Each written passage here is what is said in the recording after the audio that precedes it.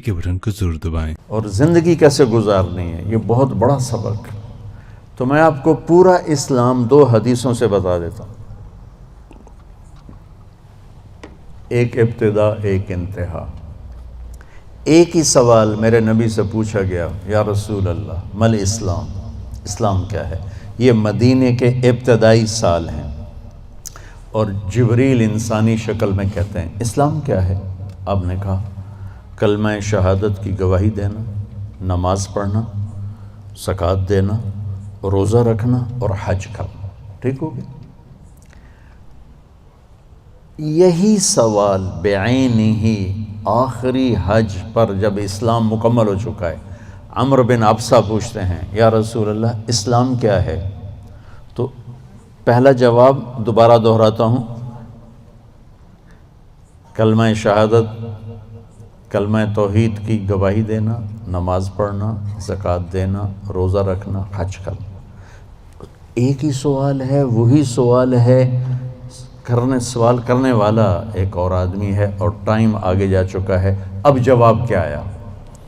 اب جواب آیا اطعام الطعام و طیب الکلام۔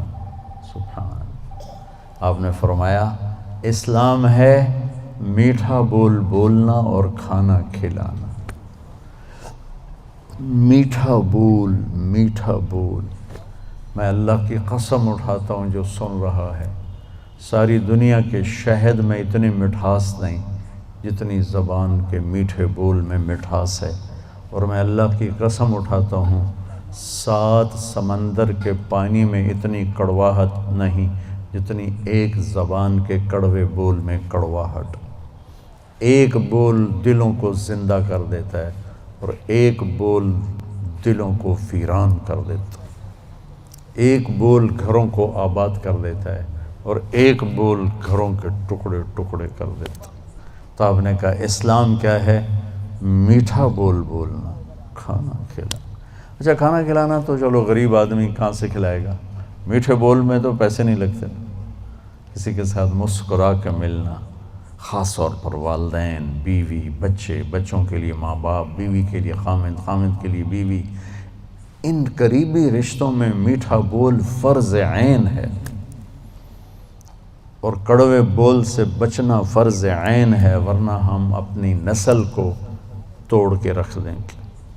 گھروں کی آبادی کا تعلق اتنے بڑے گھر سے نہیں ہے کہ ایڈا وڈا گھر ہوئے گا تو تاں زندگی چنگی ہوئے گی۔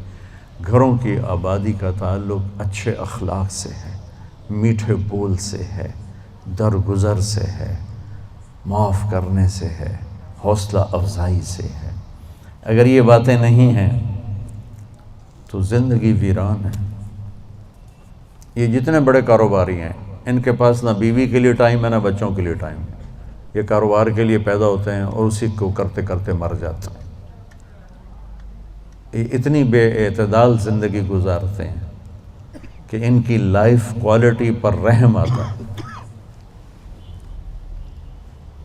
یہ میرے نبی کا طریقہ زندگی نہیں ہے۔ میرے نبی نے کائنات کا سب سے بڑا بوجھ اٹھایا اور اپنے گھر کو ٹائم دیا، بچوں کو ٹائم دیا، بیوی کو 11 بیویاں تھیں، 9 زندہ تھیں، ان کو ٹائم دیا۔ مل اسلام، اسلام کیا ہے؟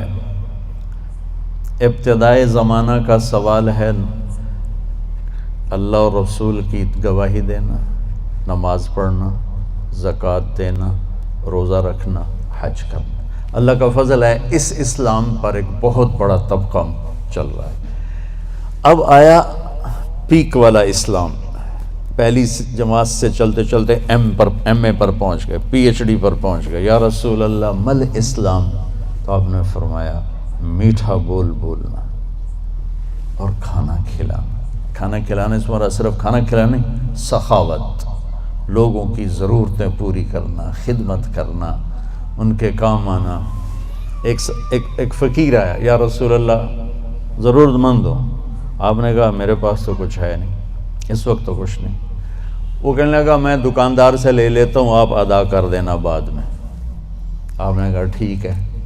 تو حضرت عمر پیچھے سے بولے یا رسول اللہ یہ بھی کوئی انصاف کی بات، آپ کے پاس ہو تو آپ خرچ کریں، ہے نہیں تو اگلے دا ادھار سر تے چاہتے بہ جاؤنا یا رسول اللہ، یہ کام ٹھیک نہیں۔ تو ایک وہاں صحابی بیٹھے تھے عبداللہ بن حذیفہ، کہنے لگے یا رسول اللہ ٹھوک کے رکھو، انفق ولا تخش من ذی العرش اقلالا، یا رسول اللہ خرچ کرتے آئیں اور اللہ سے کمی کا ڈر نہ کریں۔ تو آپ نے مسکراتے ہوئے فرمایا بہذا امرت، مجھے بھی میرے رب نے اسی کا حکم دیا ہے۔ اللہ کو سخی سے پیار ہے، بخیل سے نفرت۔ تو جب اللہ ناراض ہوتا ہے تو پیسہ بخیلوں کو دے دیتا ہے، اور حکومت نکموں کو دے دیتا ہے، اور بارشیں بے وقت کر دیتا ہے۔ موسیٰ علیہ السلام نے پوچھا یا اللہ ہمیں کیسے پتہ چلے گا کہ تو ناراض ہے؟ کوئی کمیونیکیشن تو ہے نہیں، تو کیسے پتہ چلے گا تو ناراض ہے؟ تو اللہ نے کہا امطر علیہم ابان حصادہم وامنعہ ابان زرعہم۔ موسیٰ پہلی نشانی میری ناراضگی کی، بارشیں بے وقت ہوں گی، موقع پہ نہیں کروں گا، بے موقع کروں گا۔ اجعل ملک فی صفحائہم، حکومت بے وقوف لوگوں کو دوں گا، والمال فی بخلائہم، اور پیسہ بخیلوں کو دوں گا۔ ایک بخیل کا بھی دادا ہوتا ہے، اس کو کہتے ہیں عربی میں شحیح۔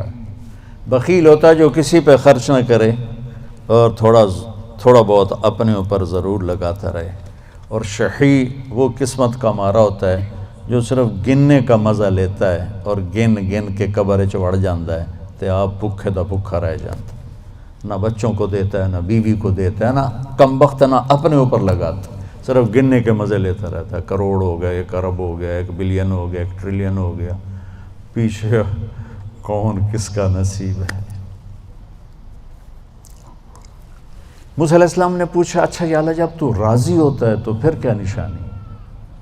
تو اللہ تعالیٰ نے فرمایا امطر علیہم ابان زرعہم وامنعہ ابان حصادہم۔ موسیٰ جب بارش کی ضرورت ہوتی ہے تو کر دیتا ہوں، جب نہیں ہوتی تو روک لیتا ہوں۔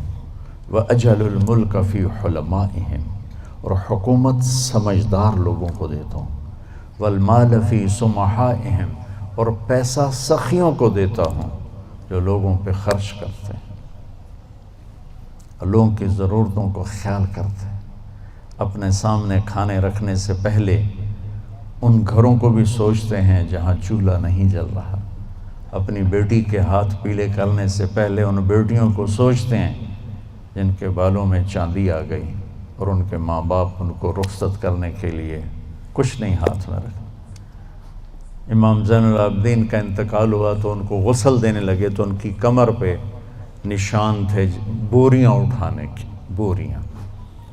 تو وہ غسل دینے والے بڑے حیران ہوئے کہ حضرت امام زین العابدین تو شاہی زندگی گزار، اللہ نے بہت رزق دیا۔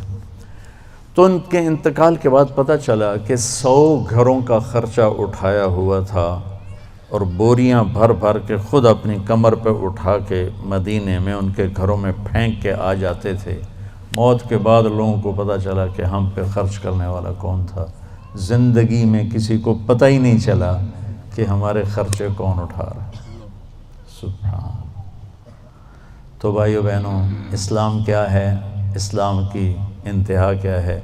میٹھا بول بولنا، کھانا کھلانا، یعنی سخاوت، سخی ہونا۔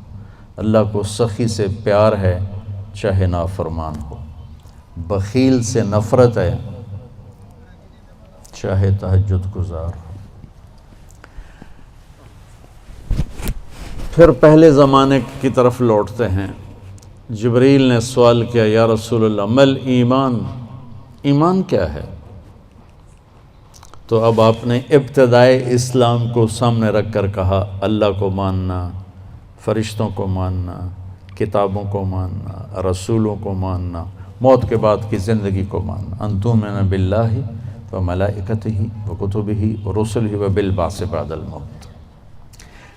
یہی سوال 10 سال کے بعد ایک شخص کرتا ہے یا رسول اللہ مل ایمان، ایمان کیا ہے؟ تو اب جواب دینے والے میرے محبوب ہیں، اور آپ ایک جواب دے چکے ہیں، لیکن اب اسلام مکمل ہو چکا ہے، تو اب آخری درجے کی بات فرماتے ہیں ایمان ہے الصبر والسماحہ، معاف کرنا اور صبر کرنا۔ سبحان اللہ، کیا ایمان کیا ہے؟ صبر کرنا اور معاف کرنا۔ تو بھائیو، اگر ہم یہ 2 ٹپس لے لیں تو ہمارے گھر خوبصورت، ہماری لائف کوالٹی خوبصورت، ہماری نسلیں خوبصورت، ہمارے رشتے خوبصورت، امیر غریب کے گھر میں خوشی ہوگی، ناگواری آئے صبر کرے، زیادتی ہو جائے معاف کرے، آپ کی زندگی خوبصورت ہو جائے۔ یہ 2 چیزیں جو میرے نبی نے بتائی ہیں کہ لائف کوالٹی کو خوبصورت بنانے کے لیے۔ دیکھو، زندگی کا خوبصورت ہونا الگ میٹر ہے، اور گھر ایسا ہونا یہ الگ میٹر ہے، چیزوں کا عمدہ ہونا یہ الگ چیز ہے، اور انسان کی زندگی کا خوبصورت ہونا یہ الگ چیز، یہ 2 الگ چیزیں ہیں۔ ہماری ساری طاقت لگ رہی ہے کہ گاڑی ایسی ہو، گھڑی ایسی ہو، کپڑا ایسا ہو، برانڈڈ ہو، ہماری زندگی بڑی اچھی ہو۔ زندگی اچھی نہیں ہوگی، چیزیں اچھی ہوں گی۔ زندگی اچھی ہونے کے لیے در مصطفیٰ پہ جھکنا پڑے گا۔ لَقَدْ كَانَ لَكُمْ فِي رَسُولِ اللَّهِ أُسْوَةٌ حَسَنَةٌ۔ اگر تمہیں زندگی اچھی گزارنی ہے نا تو میرے نبی کے پاس آؤ، وہ تمہیں ڈیفنس سے نہیں ملے گی، کیماڑی سے نہیں ملے گی، چھوٹے بڑے کاروباروں سے نہیں ملے گی، ہیرے کی انگوٹھی میں نہیں ہے، وہ میرے نبی کے غلامی میں ہے، جس کو میرے نبی لے کر آئے، خوبصورت زندگی۔ تو یہ 2 باتیں جو میں نے بتائی ہیں یہ اسلام کا حسن ہے، زندگی کو خوبصورت بنانے والی چیزیں ہیں کہ ہم اپنی زندگی کو، پوری زندگی کو اسلام بنائیں۔ کیسے؟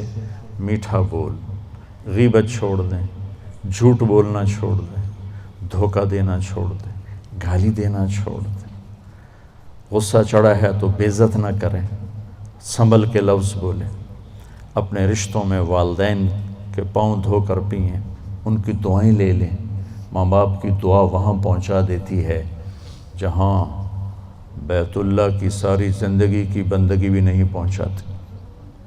کو بھی محمد کا دیوانہ بنا جانا،